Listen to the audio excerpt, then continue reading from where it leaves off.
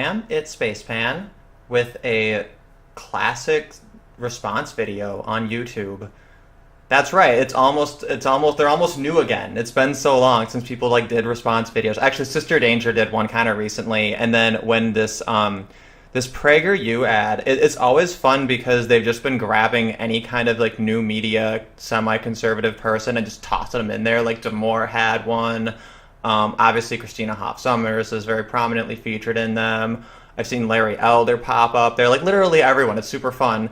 This time it was tolerance. It's a word we hear a lot these days, so let's define it. Dave Rubin.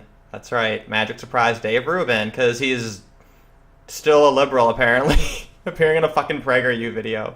That's not the point. The point of this video is when I saw this ad come up, I thought, I don't know, it's the kind of thing that, to most people, it's very, very lukewarm. It's the kind of thing that just about everyone agrees with. This thing made my fucking blood boil. I can't stand it. I disagree with this so hard. Tolerance is the ability to live with people whose opinions and behavior you don't agree with. That's essentially how Oxford defines it, how Merriam-Webster defines it, and how we as a society have always defined it. When we talk about tolerance, there's two different ways of looking at it. You can look at it in terms of morality, which is acting good, like being the best person you could be.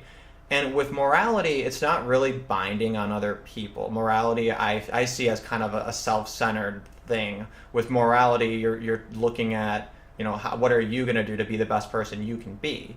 Whereas ethics would be more like things that are explicitly prohibited, that you should not do. Things that, or you know, you might have obligations if you've taken on certain responsibilities, such as being a parent or owning a home, things like that. So under those circumstances, there's two different ways to be intolerant. Like, you could be intolerant in the sense that you could be more tolerant, which is largely what's kind of being talked about here. It's sort of a soft power approach to tolerance. And then you could be intolerant in the sense that you actually perpetrate fraud or violence against other people. Now, I think it's very clear that in any circumstance where you're like committing some sort of an act that's like you're being intolerant or being aggressive or like dismissive, like any bad adjective you can think of, you could perpetrate that all the way up through a spectrum that includes, and then on the most extreme end includes, violations of the non-aggression principle. So I would argue that in all circumstances, violating the non-aggression principle is worse than just not being as good of a person as you could be. Yeah, and to be clear, you may have grounds for criticism of people regardless of what kind it is or what the extent is. But my point is that every single person that Dave Rubin is referring to in this video, the struggle that he's referring to is the left versus right. All of those people, because they're to the left of me, they're intolerant in a manner that results in them outsourcing their terrorist violence to a monopoly, and they condone it.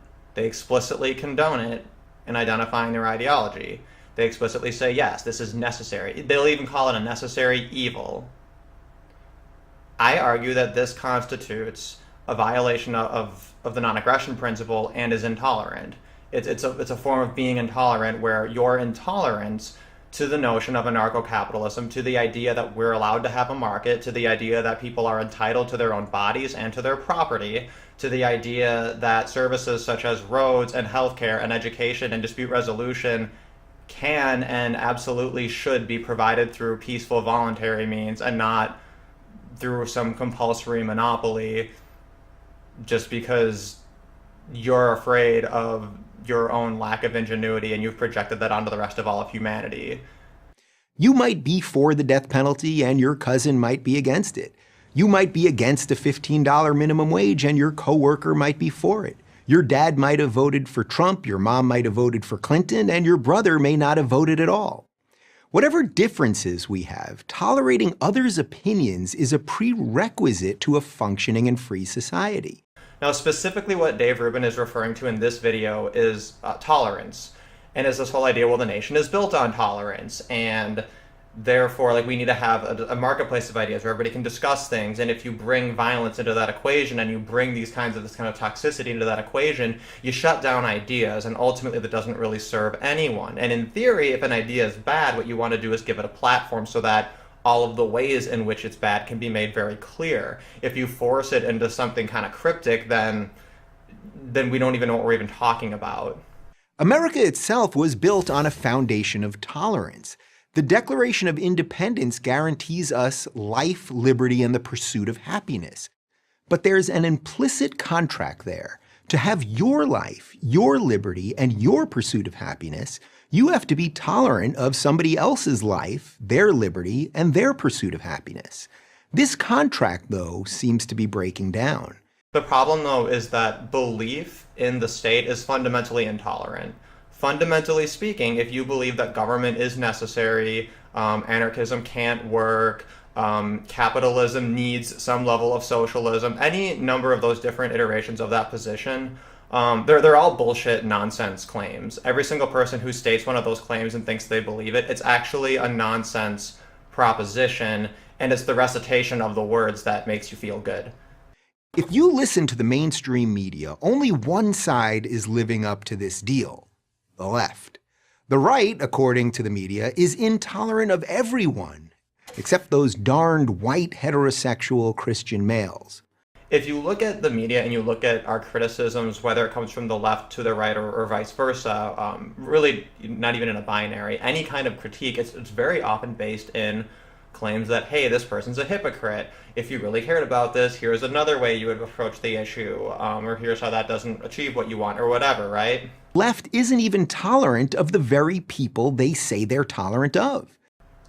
And then we're kind of always left in this position where we're like, was that an innocent mistake, or do they have some kind of ulterior motive?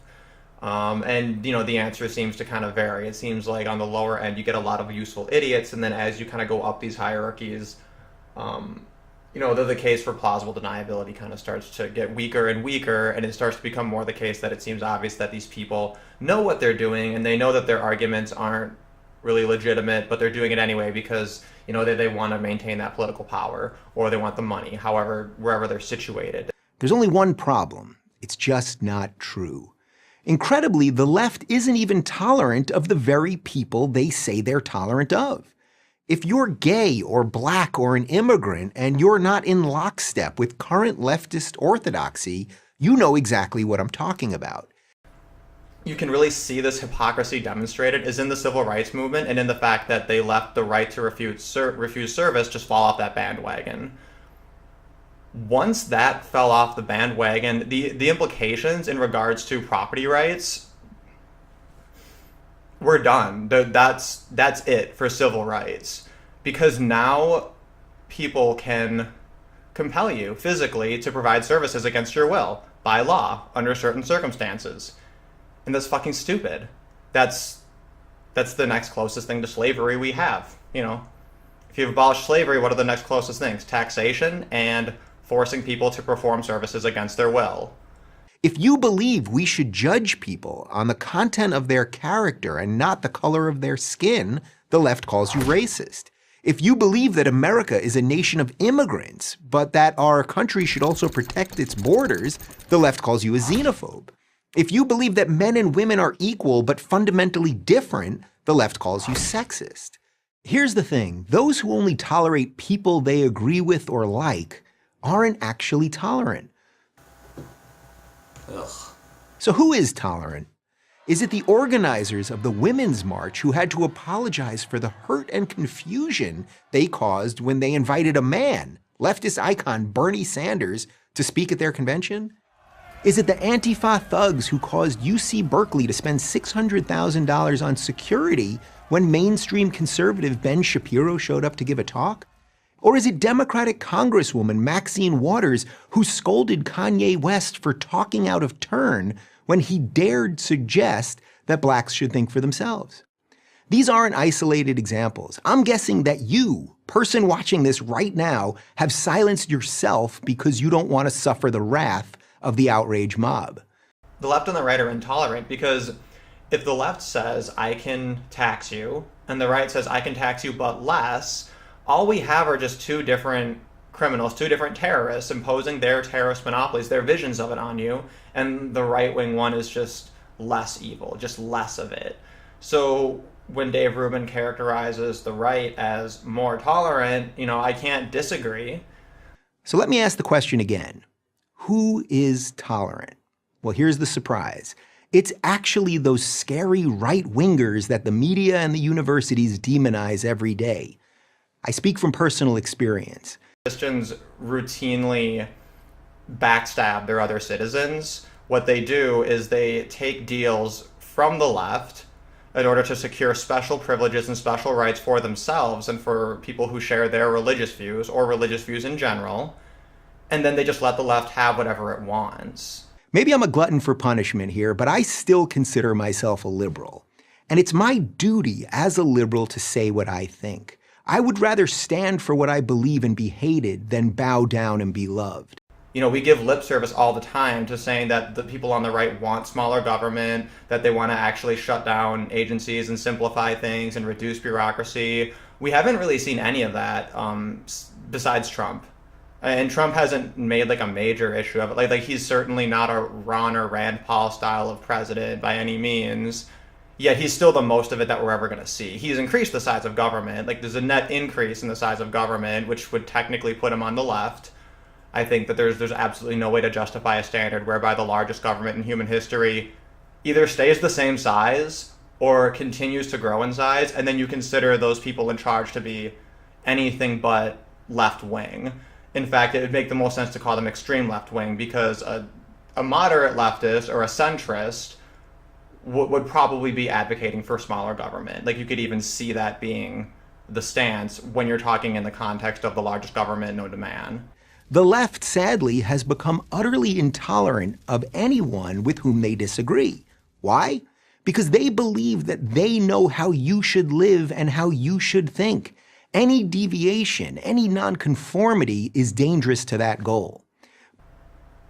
But the point is, both the right and the left are inauthentic. They're inauthentic because they're intolerant. They're intolerant to the point where they are willing, at gunpoint, to force their views upon others. Now, what happens is that the left has a better grasp of the game, a better strategy overall, because the right always wants to be the bigger man. So that's why when the left wins in politics, the right kind of accepts the loss, and then they try again next time and they keep losing or whatever. Then they finally win, and the left, they use every dirty trick in the book because they understand the truth, which is that government is not justified because social contract theory is valid and that all makes sense or whatever. That's not at all where the justification comes from. The justification is simply might makes right. And if you are someone who does not believe that a person who's physically stronger is morally entitled to doing whatever they're physically capable of, then fundamentally you disagree with the moral premise of government. And the left understands that this is, in fact, the moral premise of government, which is why their justifications always shift. It always shifts to whatever is the most convenient in the moment, because they're using words as magic spells. Believe it or not, the right these days actually welcomes diversity of thought. I can tell you that in the last few years of my political evolution, I've consistently found conservatives to be tolerant and open-minded. Don't take my word for it, though. Test it out for yourself. Go talk to some. They do exist, and they do things like watch movies, travel, and eat ethnic food. Regular people things. What he's doing is he's recontextualizing everything in such a way to, really strategically help out Trump and the Republicans. Which is, fine, I guess, but I think that we're missing the point. We're really seriously missing the point here, because, if we're gonna say that tolerance is our number one thing and we're gonna celebrate it, well, everybody thinks they're a libertarian, but as soon as you say, well, we need to get rid of welfare and the roads and abolish the Department of Education, everybody just kind of pusses out. We don't live in a utopia now. A lot of the problems we're going to have in Ancapistan are going to be a lot of the same problems we have now, and a lot of the solutions will resemble the solutions we have now as well. But it's critically important that these things are done voluntarily. there's a huge world of difference between somebody like robbing you, taking your money, and then just like giving you like an iPhone or whatever, and you going and voluntarily making that exchange yourself. The fact that it was voluntarily chosen is everything. And the reason this harkens back to that cake issue is that I don't, and I'm seeing this position more and more and more, that this position, which used to be like a weird fringe libertarian position that most people just kind of gave you a weird look if you actually advocated, I'm seeing more and more people are just like, yeah, like we should have the right to refuse service. It solves everything. Because like I want businesses to have that right. Because if they want to exercise that right to refuse the service, then I don't want to participate in the service. I don't want to compel someone at gunpoint to serve me if they don't want to. It's that simple. I prefer that. And what it does is it actually enhances the voluntary relationships that we have with other businesses and in other regards. Because now, like, they voluntarily open to all people and they didn't have to. You know, if you do it when you don't even have to, it's so much better than if you're forced to at gunpoint. And this is common sense shit. We all get this. Now, the implication of not having the right to refuse service for any reason at all is that people don't own their own bodies. They don't own their own bodies in regards to the services that they supply, and they don't own their own homes, their own property, to do with as they please. And that is a violation of civil rights that, you know, that's the most fundamental human right there is the right to property, extended to yourself, to your thoughts, and to your objects, to your space. What I found out, the right, much more than the left, believes in the notion of live and let live. And that, ladies and gentlemen, is the true definition of tolerance. I'm Dave Rubin of The Rubin Report for Prager University. So what happens is we sit here and we wonder, how come everyone is so fucking inauthentic, right? Why is there so much hypocrisy and corruption in politics? And the reason is because we all agree fundamentally on a whole bunch of principles in our actions implicitly, just by existing and being in a society, and you can state them as very common sense truths that just about anybody agrees with in theory when you say it. But then once we're in those practical situations, people just don't live up to the standard. And the reason for that is because built into our government structure are exceptions to these rules. And therefore, we build into our minds this idea that these exceptions are valid. And then it's no wonder that we can always make up some excuse to violate the rule. Our entire system is based on violations of the non-aggression principle. Thank you for watching this video. To help keep PragerU videos free, please consider making a tax-deductible donation.